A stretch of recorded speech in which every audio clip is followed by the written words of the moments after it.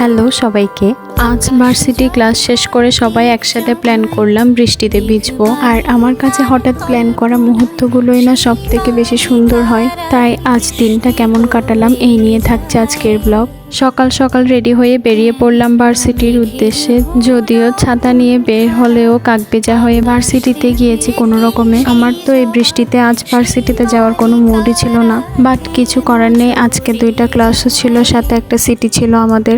দেন class এবং city শেষ করলাম, যদিও সিটির অবস্থা সবারই খারাপ। দেন আমরা সবাই প্ল্যান করছিলাম কই যাওয়া যায়, যেখানে প্রকৃতির সৌন্দর্যের সাথে বৃষ্টিতে ভিজতে পারবো। আজকে শুধু বৃষ্টিতে ভিজবো না আমরা, বরং সুন্দর একটা জায়গায় গিয়ে প্রকৃতির মাঝে ভিজবো। এখানে এসে দেখি বৃষ্টির চেয়ে বাতাসের জোর আরো বেশি ছিল। ছাতা দিয়ে বৃষ্টি আটকানো তো দূরের কথা, এখানে ছাতাকে টেনে ধরে রাখতে পারছিল না কেউ।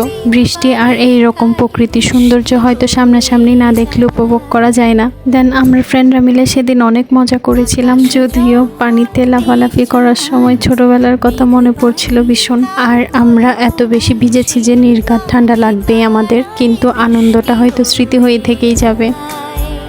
দেন একটু পর কিছু খাওয়া দাওয়ার জন্য গিয়েছিলাম আমরা। আর অনেক ভিজার পর বৃষ্টির মধ্যে ফ্রেন্ডের সাথে আড্ডা দিয়ে গরম গরম খাবার খাওয়ার মজাটাই আলাদা। এবং একটু পর সবাই রওনা দিলাম বাসার উদ্দেশ্যে। আজকের ব্লগ এখানেই শেষ করছি। সবাই ভালো থাকবেন, সুস্থ থাকবেন, টাটা।